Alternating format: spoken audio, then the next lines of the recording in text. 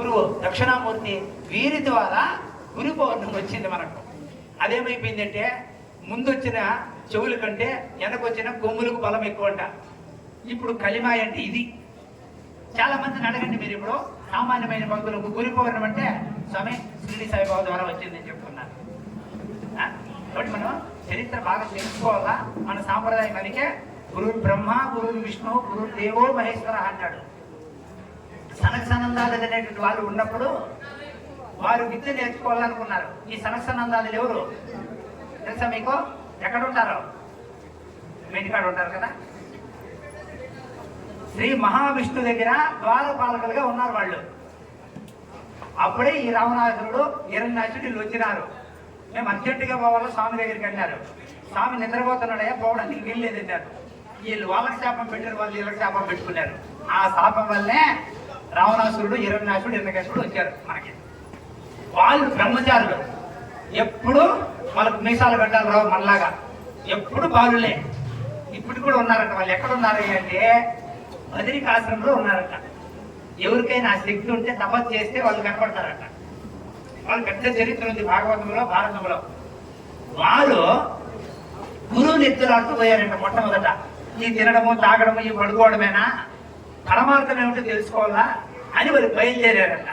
గురువు కావాలి కదా. ఇంకా పోతే బ్రహ్మదేవుడేమో అమ్మగారితో బాగా చాలా ఆడుకుంటున్నాడంట. సరే వీళ్ళు పనికి రాడు మనకని వెళ్ళిపోయినారు. ఇంకొక ఆయన కూడా అట్లే, విష్ణువు కూడా. ఇంకా ఆయన అయితే ఇంకా ఇక్కడ దగ్గర చాలా ఇది కూడా, ఈయన కూడా పనికి రాడు, వెళ్ళిపోయినారు. ఇది గౌరీదేవి చూసిందట, సతీదేవి. స్వామి మనకు కూడా ఈ గతే పడుతుంది, మన వాళ్ళు కూడా వీళ్ళు పూజించరు, నువ్వు వెంటనే ఒక అవతారం ఎత్తమన్నాడు. ఆ అవతారం ఏంది తెలీదా మీకు? అదే దక్షిణామూర్తి అవతారం. శివుడు మొట్టమొదట దక్షిణామూర్తి గురువుగా అవతరించిందే దక్షిణామూర్తి అవతారం. అప్పుడేం చేసినాడు, ఒక కౌపేనం పెట్టుకున్నాడు, జటాజటాలు పెంచుకున్నాడు, కమండలం తీసుకున్నాడు, జపమాలు వేసుకుని ఇలా కూర్చున్నాడు.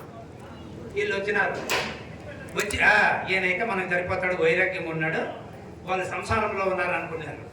పాప ఈయన కూడా సంసారం ఉంది, కానీ ఈయన తెలుసు సమయానుకూలంగా నడుచుకునేదే గురుతత్వం అంటే. గురువు అంటే ఎవరు? సమయానుకూలంగా నడుచుకునేవారట. మరి నేను రాయచోటికి ముస్లింలు ఉపన్యాసానికి తీసుకున్నారు నన్ను. అంతా మాకు తెలిసిన వాళ్ళే. ఆడవాళ్ళు చాలా మంది వచ్చారు. స్వామి మా ఇళ్లలో లేడీస్ని పైకి రానిరు, మసీదుకి రానిరు, దేవుడిని తెలుసుకోకూడదా అని చెప్తున్నారు. ఎట్లా అని అడిగారు. ఏమీ లేదు, మీ వాళ్ళకి మూఢ చేష్టలు చాలా ఉన్నాయి.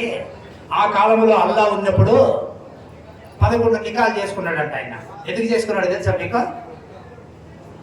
కాలానుగుణంగా మారేదే మతం అంటే.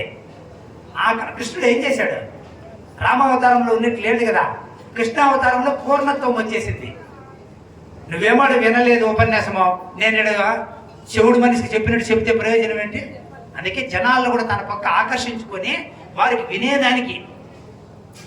అప్పుడు వారు అడిగినారు, స్వామి మా ఇళ్లలో మాకే కొన్ని తెలియదు, ఖురాన్ గురించి నువ్వు ఇంత బాగా చెప్తున్నావు, వారం రోజులు చెప్పు స్వామి అన్నారు. ఆ ఖురానే చెప్పిన, అంత మందే చెప్పేది, అది ఊరికే పైన. మా ఇంట్లో 11 నికాలు వచ్చినాయి, ఎందుకు వచ్చినాయి స్వామి మాకే తెలీదు అన్నారు. మీ వాళ్ళు ఇప్పుడు కూడా అదే పాటిస్తున్నారు, మారలేదు వాళ్ళు అని చెప్పి. ఎందుకు వచ్చిందంటే ఆ కాలంలో ఆయన ఉన్నప్పటిలో మగపిల్లల సంఖ్య తక్కువ ఉంది, ఆడపిల్లల సంఖ్య ఎక్కువ ఉంది. అప్పుడు ఏమైపోయింది, చిన్న భిన్నమైపోతుంది వ్యవస్థ. అప్పుడు ఆయన చెప్పినారు, ఆయన రాజుగా కూడా పనిచేశాడు. చేస్తే ఈ విధంగా మన స్త్రీ జాతి అంతా చెడిపోతుంది ఒక పద్ధతిలో నడవకుండా అంటే అప్పుడు ఆయన లెక్క చేయమన్నాడు ఆడవాళ్ళని. లెక్క చేస్తే ఒక మగపిల్లవానికి 11 అమ్మాయిలు చేసుకుంటే సరిపోతారట. ఇది కదా. అప్పుడేం చేసినాడు, వీళ్ళు క్రమపద్ధతిలో ఉండాలని చెప్పి 11 నికాలు చేసుకున్నాడు. ముందు రాజు ఏం చెప్పారు, యథా రాజా తదా ప్రజ. నేను మీకు చెప్తే వినరు, నేను పాట. అందుకే ఆచారుడు అన్నారు. ఆచరించి రావాలని మీకు చెప్తాడు. మీకు వింటారు. రామకృష్ణ పరమహంస దగ్గరికి ఒక అమ్మ పోయింది, కొడుకుని ఎత్తుకొని పోయింది. వాడి ఇంట్లో చక్కెర దొరికితే చక్కెర, బెల్లం దొరికితే బెల్లం తినడమే వాడి పని. ఇది దేవుడు వాడు తినేయడం. స్వామి ఎట్లింది మానాలని చెప్పి గురువు దగ్గర రోజుకి పోతుందంట. స్వామి మీరు మంత్రాలు ఉంటాయి కదా, ఇప్పుడు చాలా మంది వస్తారు, స్వామి మా ఆయన విపరీతంగా తాగుతున్నాడు స్వామి, ఓ మంత్రం వేయండి తాగకుండా అని అడుగుతున్నారు. నా అమ్మాయి అడిగింది, మా వాడి బెల్లం తినకుండా ఏదైనా ఒక మంత్రం చెప్పు స్వామి అని. సరే చెప్తాలేమ్మా అన్నాడు. వారం రోజుల తర్వాత నువ్వు నేను చెప్తాను నేను.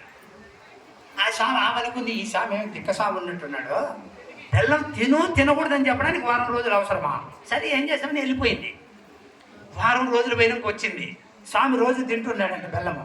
దాన్ని మానేసేదానికి ఎంత కష్టం ఉంటుందో ఆయనకు తెలిసింది. వారం రోజులు పెట్టినాడు స్వామి దాన్ని మానుకోవడానికి.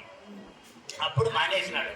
అప్పుడు చెప్పాడంటమ్మా, అంత తేలికైన విషయం కాదు, మనమే ఇంత పెద్దవాళ్ళమే కొన్ని మానుకోలేకపోతే వాడేం మానుకుంటాడు పిల్లవాడు. అప్పుడు కాదు స్వామి, ఇంత వారం రోజులు పట్టింది నీకు చెప్పడానికి అన్నట్ట. నువ్వు ట్రై చేసి చూడు ఇంటికి పోయినట్టు. అంతెందుకు, మీరు భోజనం తింటారు కదా, మీరు ఎవరైనా సరే ఇప్పుడు చెప్తా, మధ్యాహ్నం పండించండి,